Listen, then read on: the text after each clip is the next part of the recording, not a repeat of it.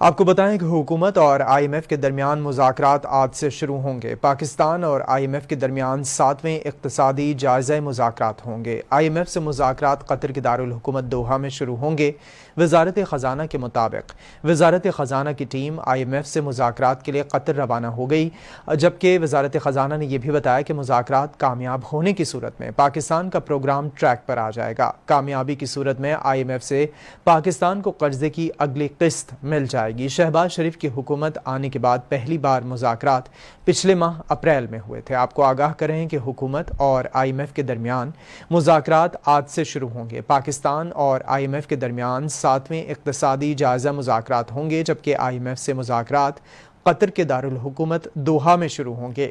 وزارت خزانہ کا بتانا ہے کہ وزارت خزانہ کی ٹیم آئی ایم ایف سے مذاکرات کے لیے قطر روانہ ہو گئی ہے، جبکہ مذاکرات کامیاب ہونے کی صورت میں پاکستان کا پروگرام ٹریک پر آ جائے گا۔